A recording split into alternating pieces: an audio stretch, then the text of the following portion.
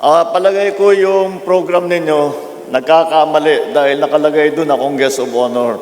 Hindi po akong guest of honor dito. Ang guest of honor dito, kayong mga guro na nagsasakripisyo araw-araw. At kayo na tinitiyak na ang kinabukasan, hindi lamang ng ating mga kabataan, kundi ang ating bansa, ay magiging mas maliwanag, mas maganda sa darating na panahon. Ang ating mga hardworking teachers from Regions 1, 2, 3, 4, 5, and CAR na nandito ngayon. National Teachers Day. Happy National Teachers Day to you all.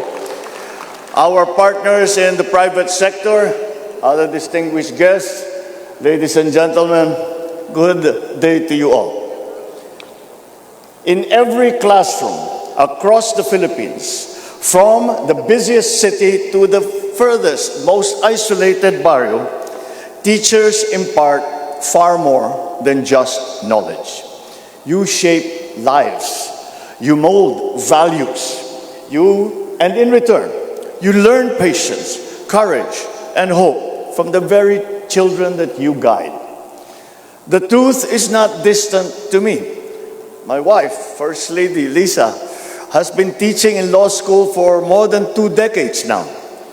My own mother, before she even finished college, was already spending her time as a high school teacher when she was still in Tacloban. And also, my grandmother, Doña Josefa Evelyn Marcos, also devoted herself to the classroom, guiding young minds with the same grace, compassion, and I will add, stricto rin. Kagaya kayong mga guro, mga maestra, stricto rin yung lola ko. But this is that kind of determination to make our children better, make them well-trained, that now is a quality that is imparted to all our teachers and to which we are very, very respectful, grateful, and appreciative. Because from these experiences, one lesson is clear. Teaching is a partnership between teachers and learners, between generations, between those who dream and those who make dreams possible. And it is in this collaboration that the strength of our nation is built. Today, as we celebrate National Teachers Day for 2025, we honor not just what you have given, but also what you have gained. The wisdom that comes from walking hand in hand with the young people of our country who will one day carry the nation forward. To recognize such service, we launched the Department of Education Heroes to honor teachers, parents, and education partners who have transformed the lives of our students. Halimbawa, si Teacher Marivic Villacampa ng Bulihan Integrated National High School ng Cavite. Sa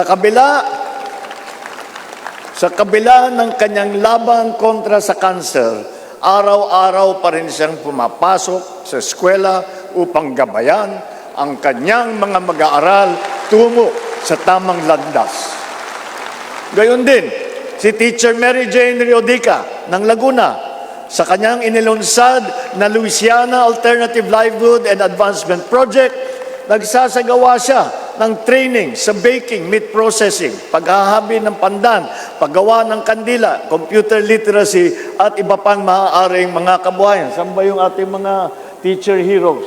Where are they? Maraming salamat po.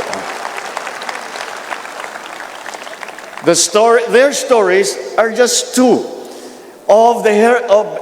examples of the heroism that is alive in our schools all over the country.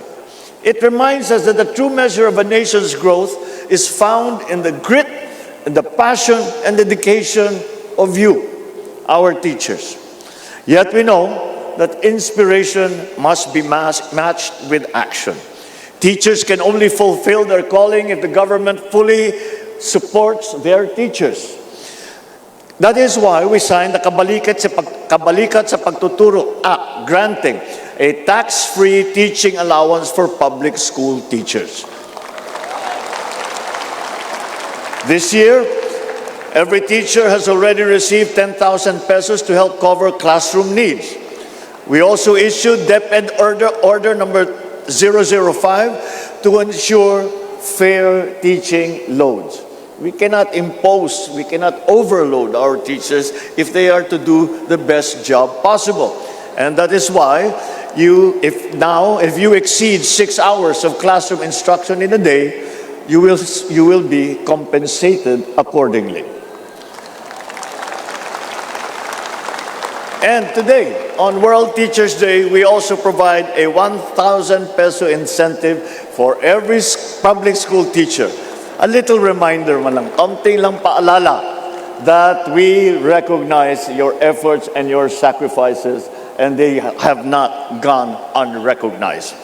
But beyond allowances, we have also partnered with Bangko Sentral ng Pilipinas to launch the e-learning academy on personal finance and economics, empowering teachers to become financially literate citizens.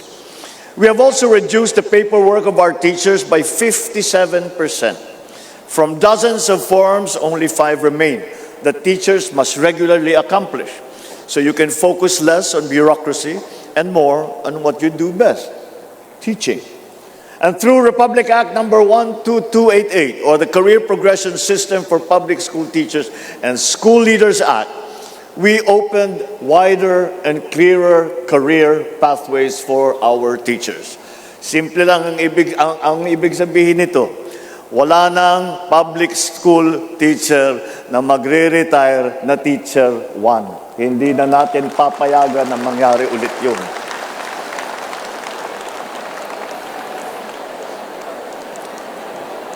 This is about recognizing the years of service that you have given and ensuring that your journey as an educator is filled with dignity, with respect, and with growth. This administration is also preparing and investing for the long term. The Senate and Congress have already proposed the 2026 budget for DepEd.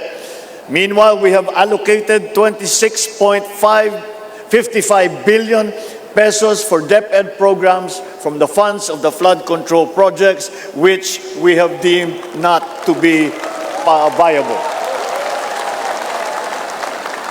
These funds will be directed to increase funding for classrooms, child nutrition, teacher compensation, and technology in schools.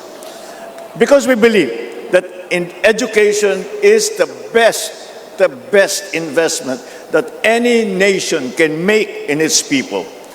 Then, kaya sa DepEd at sa iba pa natin mga ahensya, ipapatupad ang mga reformang tunay na aaabot sa malalayong komunidad, magpapabuti sa kalidad ng pagtuturo at maghahanda sa ating mga estudyante para sa mundong mabilis na nagbabago. At sa ating mga guro, ang tunay na tagumpay ng edukasyon ay hindi lamang sa talino ng ating mga kabataan, kundi pati sa kanilang kabutihan at panindigan. Dahil ang katalinuhan na walang integridad ay walang saysay. Ngunit ang kabutihan at karunungan, yan ang magtataguyod ng ating bagong Pilipinas. Ladies and gentlemen, you here are the guiding hands, and in your hands, our nation's progress is held. In your strength, in your wisdom, and in your courage, we find the assurance that our future is secure. On this National Teachers Day, we offer you our respect, our deepest gratitude for shaping minds, touching hearts, and in your way, building a nation that we can be proud of, one student at a time. Today is your day to all our teachers, but the future you are creating, you give as a gift to us all. Maraming salamat po. Mabuhay ang ating mga guro. Muli, magandang araw po sa inyong lahat.